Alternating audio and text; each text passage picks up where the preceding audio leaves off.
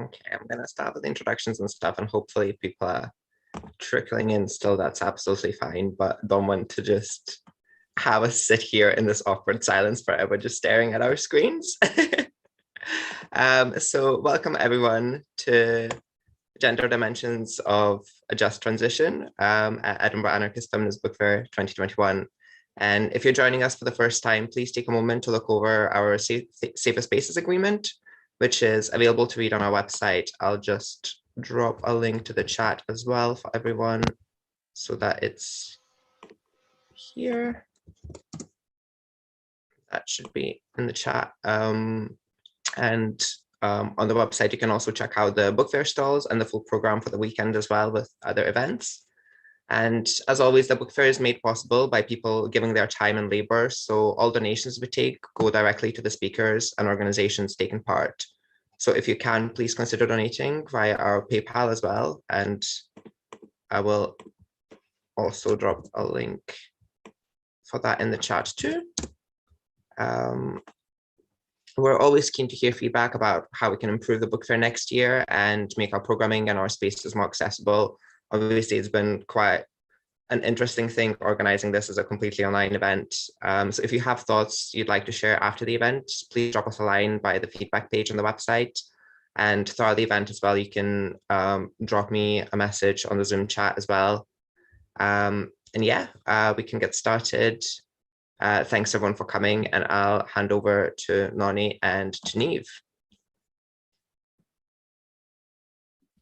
Should I go first? Okay.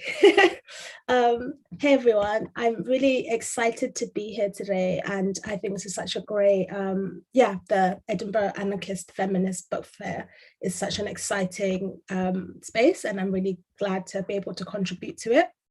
And so I'm just going to share my screen real quick.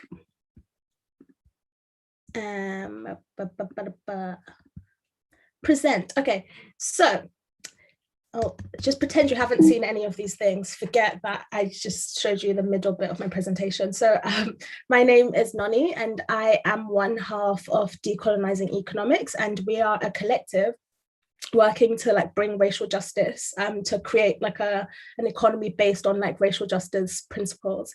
And we always start our workshops by saying to decolonize is to contextualize. And this is really important. This quote is by the brown hijabi. Her name is also called Suhaima Manzoor Khan. And I really like the quote, to decolonize is to contextualize, because I feel like a lot of the time within our economic system, so many things happen, right? And, there's a lot of issues around inequality, and there's so many, there's a lot of violence, which is inherent to our economic system. And I think when we think about to decolonize is to contextualize, is to understand the root causes of that specific system. And for me, I'm really interested in the ways in which the economic system functions to perpetuate forms of, specific people are meant to not survive under the economic system. And most of those people tend to be women and gender non-conforming people and trans people. And that is a function of the economic system. And I think when we contextualize this system, when we contextualize these deaths and the form of, as a form of inequality, I feel like we're better able to understand our economic system. And I kind of wanted to start today by kind of showing you this really great map, and it talks about the historic levels of CO2 consumption across history.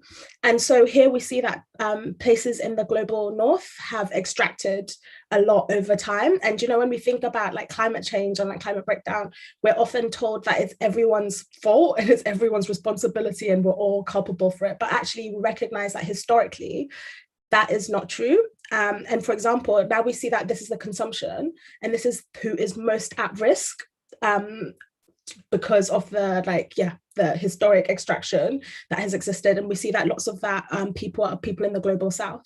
And I think this is a really great place to start, because when we think about the economic system, we recognize that it has uneven impacts, and those are gendered, those are racialized, and those are there is class violence, right? And I really like this idea of thinking about the economic system as like extractive. And that's why I really love the just transition model, because it describes our economic system as the extractive economic system. And by that, it kind of, I think I have a slide for that. So yeah, but by an extractive economic system, it functions on the exploitation of people and the extraction of natural resources for the purpose, for the pursuit of profit. And it's governed through militarism, including policing, security forces, warfare, and state-sanctioned violence. And it relies on colonial and consumerist mindset that determines the worldview as the norm. And I really like the idea of thinking about it because, most of the time when we think about the economic system, we think that it just is the way it is, right? And it was built, it functions, and it's just like this all-seeing eye that is not like dependent on like, it's a social construct, right? And when we do our workshops, we always start with the idea of like, what does the economy mean? And when you break down the word economy, it means the management of home. And historically, the home has been managed to, in pursuit of profit for like a select few at the expense of like people, who are racialized and like who are gendered.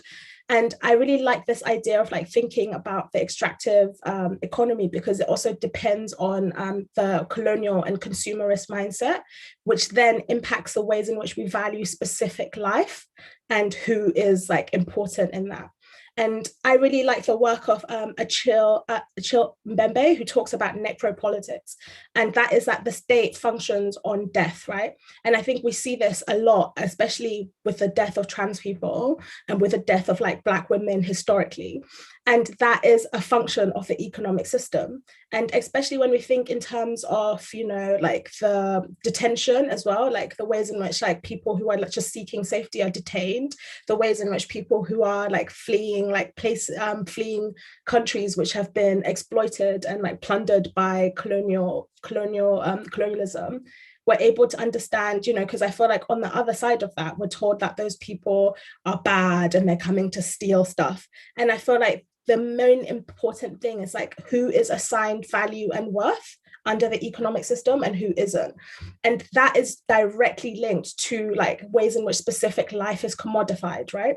So, there's a lot of like, I like the word like social reproduction, because those people whose life is not valued under the economic system are those who actually give life to the economic system, right?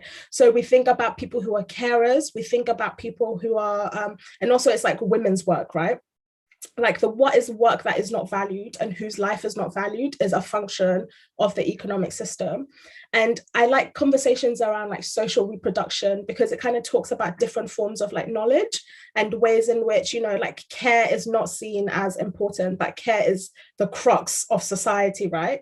We need care to like look after like the workers, and like that is the work that is underfunded, under-resourced, and is exploited from people. And especially during COVID, we've seen how people who look after people, like nurses, are historically underpaid, and lots of those people are actually women and people who come from the global south, and like whose labor is just like stolen from them.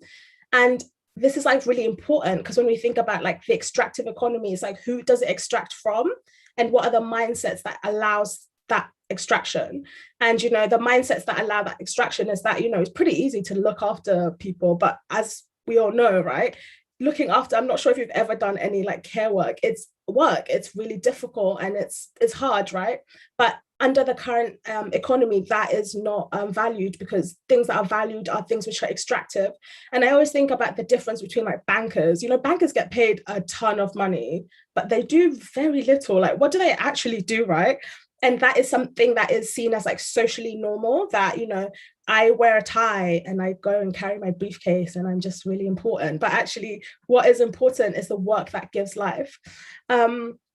And I always think that there's this really great quote by our friend Niamh, who's like who's a trans organizer and a climate organizer as well.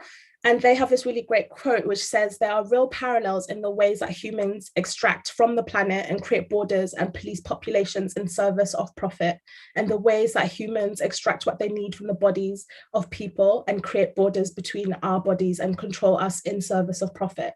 And I really like this quote because it kind of hits on the intersectional nature of who is extracted from and why this happens. And, and also it makes us think in terms of when we speak about like climate justice as well. Sometimes we're told that, I'm going to drink my oat milk or whatever, my soya milk, but then at the same time, that has really huge impacts on like people in like indigenous lands, or, but then that is still like, whose life do we value in making that transition? And I was going to also show the just transition framework again, because I'm just obsessed with it. And it always talks about like the living economy. And like, what does it mean to like live? Because currently in our economic system, most people don't live, like maybe like 1% of the population actually live, right? And they live because they have all this wealth that they have stolen over centuries, and that wealth is generational, and they feel like they've worked for it and they've deserved it, but actually it's stolen. And when we think about like the living economy, it talks about ways in which the function of the economy is to care and create sacredness and to see each other as being sacred. And I think this is really important because currently the economic system functions on the dehumanization of people, of like racialized and like gendered people. And what would happen if we thought about each other as being sacred and like caring for each other, and that not being like wild? And you know what, in like in economic spaces, because as an organizer in this work, the most basic stuff of just like, yeah, people need food. There's like 17,000 like policy document, and there's always like a report, and it's seen as like this wild idea that people need to eat. And I think those are the types of mindsets that I personally don't understand, because everyone should have access to safety, everyone should have access to security, and everyone should have access to nourishment. And I think it's such an important thing to rethink that, because that is also gendered. Across history, we've been taught that caring is bad, and it's also just, there's a history of femphobia, right?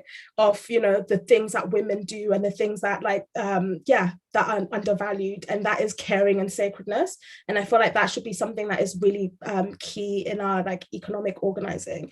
And it's really important as well with the just transition framework. They talk about regeneration, and that's the opposite from extraction.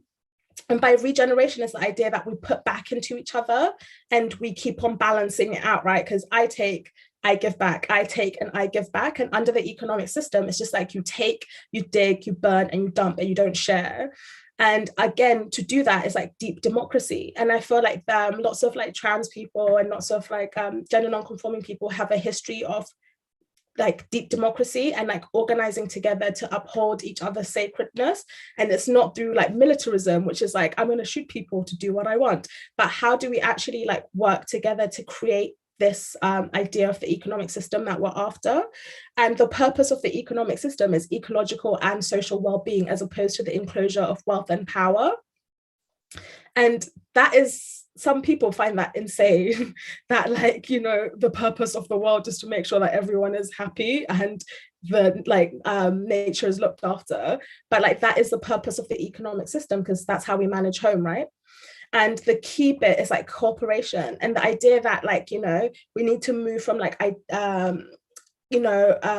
really mask ideas of like power and like who is legitimate and who has the ability to decide for everyone, as opposed to like we co-create the world that we want. And again, that is like social reproduction, right?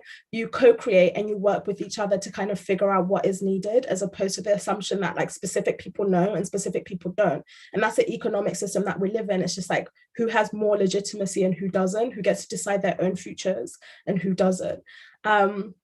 And I think like when we're thinking about like the moving from an extractive economy to a living economy, it's really important to think about, undoing those mindsets, right, that place value on, rational knowledge, or, that place value on, again, like militarism. What is important is like caring for each other. And I think I just love care. And I think it's a really great place of inquiry to think about how we transition towards an economy that works for people and planet. How do we center care and like looking after each other, as opposed to extracting from each other? And yeah, that's it. I'll speak more about this later. So I'm going to hand over to Niamh. Thank you for that. That was really interesting, and I don't even really know what I have to add. That hit all the points, which I feel like I totally missed. And it's a real honor to be here with you, Noni, and thank you to Edinburgh Anarchist Feminist Book Fair for inviting me along. Dylan, would it be all right for you to share my slides? Thank you very much. So yeah, I'm Niamh. I am from Climate Camp Scotland. I'm the anti-oppression coordinator there and one of the co-founders. A bit hard to hear.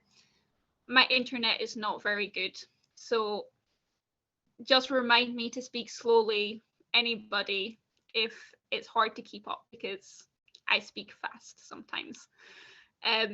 So yeah, I'm from Climate Camp Scotland. I'm a co-founder and anti-oppression coordinator, and we are a direct action group based in Scotland who are working against the fossil fuel industry here and for a just transition and for climate justice, seeing our historic and political responsibility as like early industrializer and politically powerful country to do our work here for the sort of international scale as well.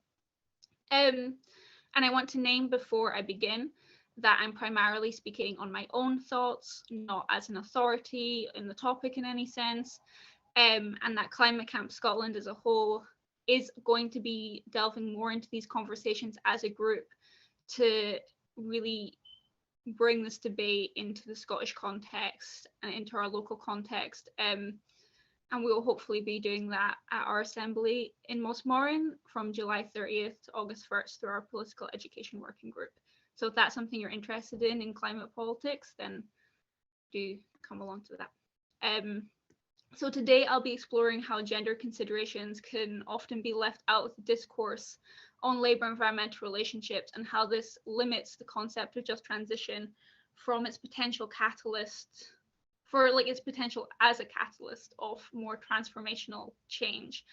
I've always seen the climate and environment as a nexus around which our other issues and our troubles connect. So whether that's colonialism, patriarchy, capitalism, wider disabling structures, and by addressing just transition through a feminist and queer democratic socialist lens, I hope to point to a route through the multiple crises of fossil capitalism and a route for healing amongst the rubble that's created, because there's no fix to this. We're in it already and people have been for hundreds of years.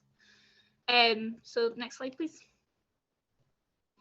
So the idea of a just transition can be defined in a number of ways, and Nona gave like a really great broad conception of it, which I think is really it. I'm going to focus on the sort of more traditional or the ways it's been used generally.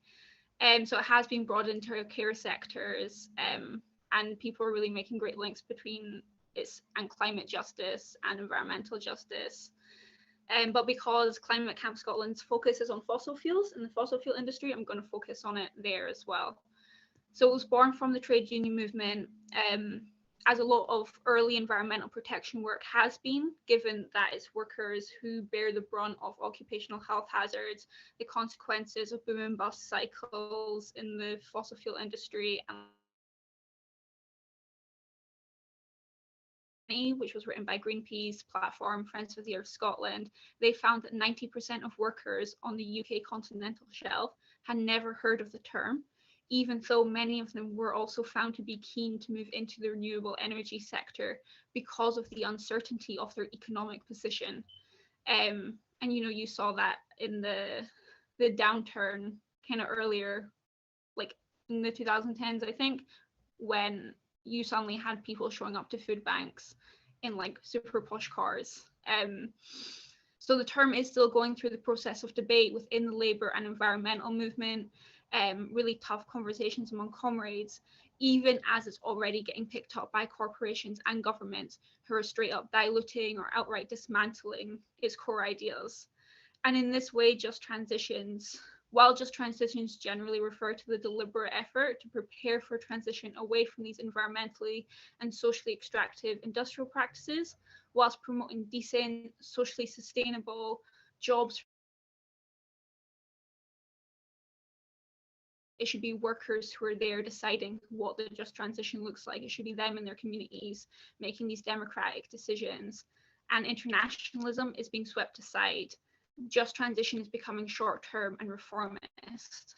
So transitioning from fossil fuels to renewable energy is 100% feasible within capitalism and our current societal relationships to each other. But that still leaves these questions of justice when we consider where we mine parts for renewable energy, who is making the decisions around what energy we have, who is making the decisions around what types of lives that we're living. When we consider, does that actually create an ecologically and socially progressive vision of the lives that we want to live? So next slide, please. So as anarchists and leftists, the question is, how do we ensure that justice is not gutted from the inevitable energy transition? And I believe that the way to do this is to move beyond generative and singular conceptualizations of class. So in this picture here, this is Neil, I believe his name is, and he's a former oil worker turned activist for climate justice. And there he is telling Nicola Sturgeon that we need a just transition, which I just think he's an awesome guy. And then obviously the banner there, which is cut off, but it reads climate struggle equals class struggle. So generative class theories say that class is the primary causal factor behind a person's politics and actions. And more than this, it argues that any political action by people of a certain class background must be for and of that class interest. Of course, much of the critique of middle class hobby activism and the way radical concerns get co-opted into the status quo is necessary and true. That environmentalism is often pitted against jobs and laborers by the elite classes to further the idea that environmentalism is a middle class politics against the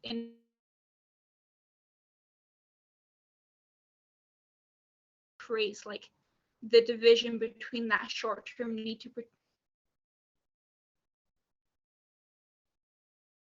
Can you hear me now? The short-term need to protect jobs and the longer-term need for like a living economy and a welfare, just like living well.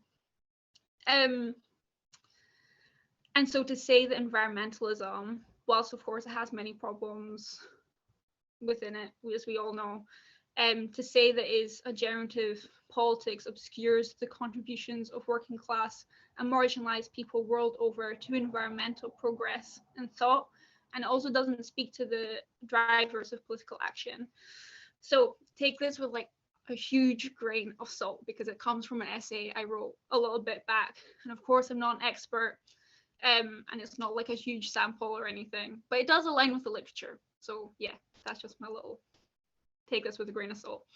So amongst a sample of Scottish climate environmental activists, I found that where I measured their class, their values in politics, and their attitudes towards oil and gas workers, that their values of fairness, helping out, and willingness to change transcended which class they were part of in regard to influencing the characteristics of their environmentalism and their support for a just transition. And that's important because whilst most of them were generally middle class or could be assumed to be middle class, that's because their class position offered them the time and the specialized knowledge of climate, to like climate science, to participate, not because environmentalism is for and of middle class interests. So there's a division between participation and actually like where these thoughts are coming from, and who is bearing the brunt of them straight up. And it's unsurprising that we sort of have this like divided sense that there's like this job versus environment discourse, because a lot of the time the working class are spoken of in a way that is implicitly gendered and racialized, where industrial workers are often assumed, like especially in Scotland, to be white men, middle-aged, maybe even small c conservative, and like that's just like your image of the worker is very much coming from like this mining tradition, right? And of course this is not true. The labor market is made up of young people, of women, of people racialized as others, and they're also experiencing more precarious work. It's just in different sectors like caring and service rather than in these masculinized technological areas. So there's like a natural solidarity between workers across class and across gender, when we expand our concept of who a worker is and whether that's paid or unpaid, right? So that's why seeing class as a relation is important, because it allows us to expand our view to include people who may not be in paid labor or in forms of like labor traditionally represented by unions, like the caring and service sectors. And so basically what I'm saying is that a broad conceptualizing of a just transition has to be intersectional and multidimensional. So where gender comes into this, next slide, please. So gender is practiced and reproduced through our material and social interactions. So the objects that we interact with, depending on our social position, which is determined by like our assigned gender. And the fossil fuel industry can be seen as like masculinized in a number of ways. So on the one hand, like essentialist ecofeminism draws the links between the dominance of women and the dominance of women in the earth as life-giving bodies being violently plundered by these masculinized technologies and like aggression and stuff, and that mirrors like gendered violence. And on the other hand, there's a more positive aspect of masculinity in the provision of energy for the community, and that's still a very traditional way to see it. But it does point to the ways in which there are these competing visions of masculinity, where if we want to move towards a just transition, we need to find ways for masculinity which are like there and are positive rather than always being assumed to be destructive. And so the ways that we practice environmental destruction and energy provision are gendered through the meanings that we assign to technology, behavior, and the provision of energy, and the material access we have to those practices. So capitalism male role provides income through wage labor, within the fossil fuel industry, like going off to work on the oil rig for like weeks on end. That can only be sustained by the unpaid social reproduction labor of those who are primarily women. So bearing and raising the future workforce, caretaking of the disabled, elderly, home, and community. And material ecofeminists therefore put forward the argument that because women are socially situated, rather than like somehow naturally closer to the earth, to have a particular perspective on environmental harms, because they're the first to notice it in the home, poisoning their children, yada yada. Good examples to look into Love Canal. I don't like disagree with that analysis, that like your standpoint, knowledge of your world is valuable and offers, a vision for change. Both work, like the male workers and people in caring sectors, have different standpoints on that. I think what we shouldn't do is say that's the only way. We should understand that all people can be theorizers in their own right and not just understand from their own worldview. And Cheryl McGregor and Beyond Mothering Earth puts forward this position that we're capable of imagining our own futures and operating and working amongst and between our different, sorry, it tells me that my internet's unstable, between our different class occupations, between our genders, and understanding that our class and our gender is not just an identity, but a relation to our world and to each other. And so in a world burdened by environmental destruction, we don't want to place that burden back into the hands of our mothers and say, we need to understand that caring has been feminized and that is important and it's the way forward. And we also don't want to burden people further with that expectation without valuing that care work. And just say, oh, we just need to do care work and all the women and the marginalized genders can do that and we'll just carry on with like our political arena work. And this view universalizes women as well, because there is a difference between marginalized women in the global south, for example, and women in the global north who will be global elites in terms of energy consumption, right? So like gender and energy is also mediated through like what part of the world you live in and like your historic relationship to that. Yeah, and so it's here that I believe that queer theory and integrating an understanding of sexuality and gender beyond the heterosexist models that sustain capitalism is necessary. There is incredibly limited literature on this. Like, I've not really found any directly addressing just transition and queerness. So if anybody knows something on that, please send it my way because I would love to read it. But the root of my hunch on this is that disrupting gender meanings and practices that are related to the technology of environmental destruction allow space for workers, paid and unpaid, within and out with industrial fossil capitalism to reimagine and reform their social ties to each other and to the earth. So like, for example, while we know that ecological destruction and gender dominance share important connections, we also know that a move away from ecological destruction doesn't necessitate a move towards gender and sexuality liberation unless we fight for it. And we see this in the mainstreaming of pride, for example, and the way that queerness can be and the desire for sexual freedom can be co-opted into the nuclear family setup, which is like the main basis for allowing fossil capitalism to continue. Last slide, please. And so I think for just transition, having capability to be this catalyst for change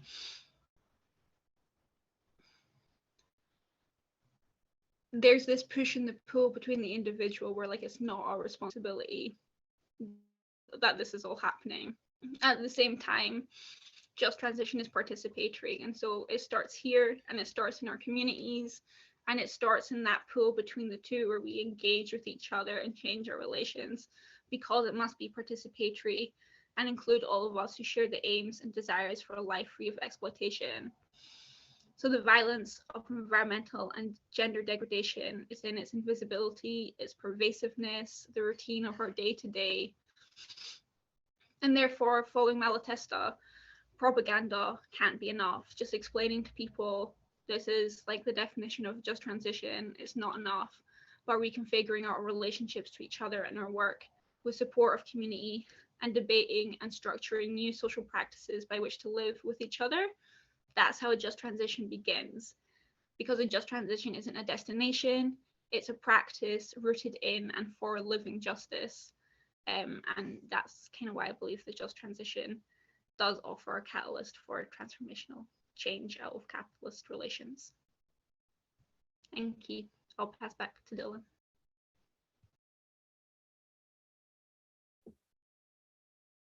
Thanks so much, both Nonhlanhla and Niamh, for your great talks. Nonhlanhla, I was just wondering if you had anything to add in response to what Niamh was talking about. I really that was just amazing, and I really love all the things that you pulled together. And my favorite part of it is like just transition is not a destination but a practice, because I feel like a lot of the time when we think about practice is it's consistent and it's reflective and it's in flux and it's fluid, right? And I think under the current system, we're always looking for outcomes, and we're always looking for things which are just easy and then you just tick off. And it's so important, because what you were talking about as well is that, to get to that, we really need to undo a lot of systemic things, and that is a practice, and that is our own commitment on the daily and rethinking those things. And I really appreciated as well the idea that we're all theorizers, because we all are, right? And I think currently we have so many top-down models about solutions and the outcomes. So it's someone with a PhD told me that this is what I need to do, but it might be different from what I feel. And I think especially that's again women's work, right?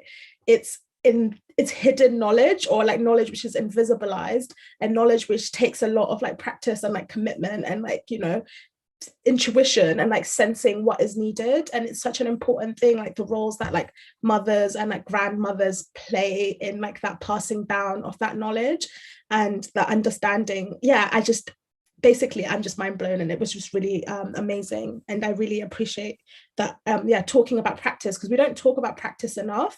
We just talk about solutions, but practice is just such a cornerstone for undoing lots of stuff. And that's what I was going to say. It's really helpful. Thank you so much, Nonny. And we have some time for questions and answers as well from people, whether you're watching on Zoom or on YouTube. I'm keeping an eye on the chats. I know on YouTube there's been a lot of positive comments about both of your talks. So if people had any particular questions, now is a good time to ask them. And while people are maybe taking a moment to just reflect, Nonny, would you want to talk a little bit about decolonizing economics and kind of your work with the group and what you do? Because I didn't give you a chance to do that at the start. So now is your time if you'd like to. And I also forgot to say what I do, and I was like talking, I was like, hang on a minute, I didn't actually talk about decolonizing economics that much. So Decolonizing Economics is a collective that me and my friend Guppy started 3 years ago. And we are like, the main thing that we do is thinking about what it means to contextualize the economy through histories of colonialism and empire. Because, people always talk about like how the UK, what's it called, the industrial age or whatever, but that happened because of the direct displacement.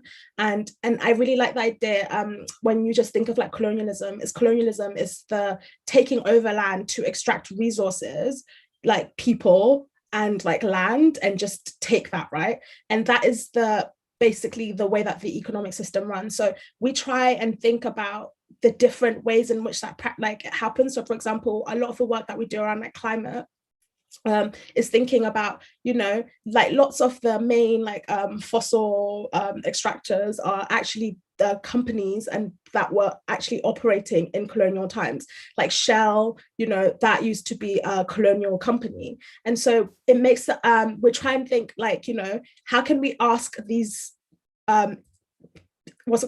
organizations and institutions to change when actually the core of what they do is to extract, is just to take, right? And so when we think at Decolonizing Economics, we kind of started because we saw that lots of like mainstream NGOs were asking these like extractive companies to change and like to reform. But how can you reform something whose whole purpose is to literally fuck everyone over? So that's basically, I think that's decolonizing economics in one sentence, right? And also we try and connect economics to other forms of like social injustice, because lots of time people, again, like what I was saying earlier, people they think that the economy is just the economy, right? But it's socially constructed. So we think about ways in which, how does gender interact with economics? How does race interact with economics? How does queerness interact with economics?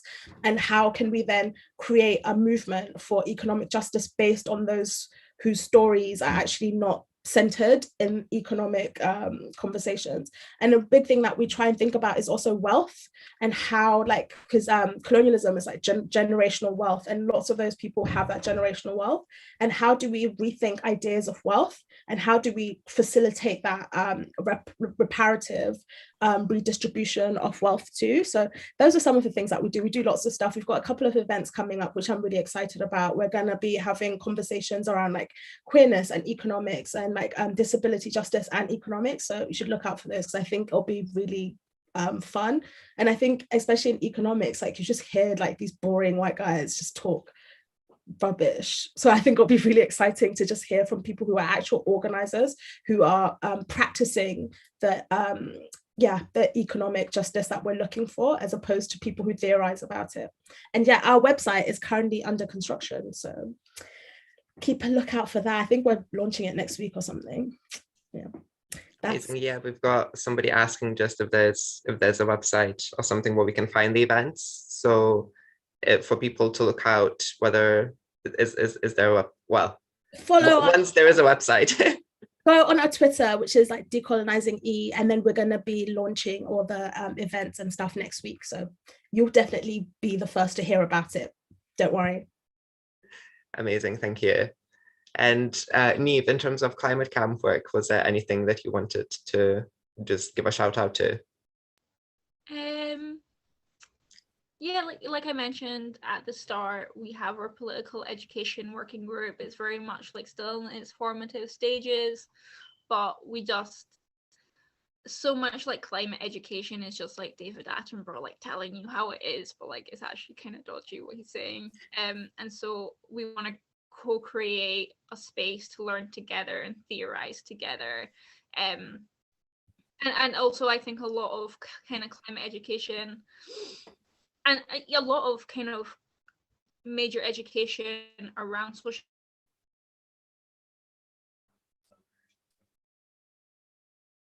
and helpful. We also just want to root it back into our own context and understand like how we participate in them within our context as well. So yeah, if climate camp,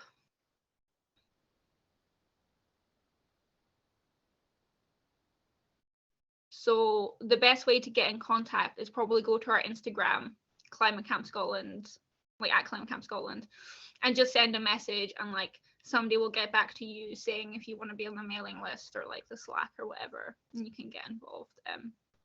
Because yeah, it's interesting and it's best to have everybody's perspective.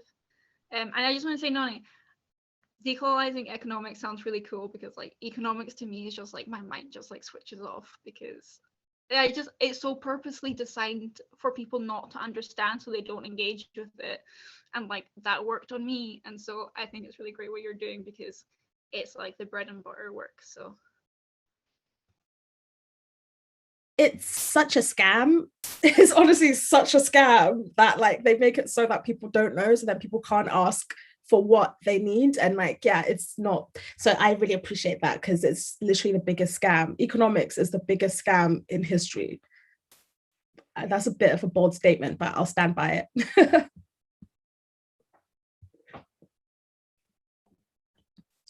Thank you so much both, and yeah, thanks everyone for listening. I'm just double checking. I don't think there's any questions on YouTube or here on Zoom.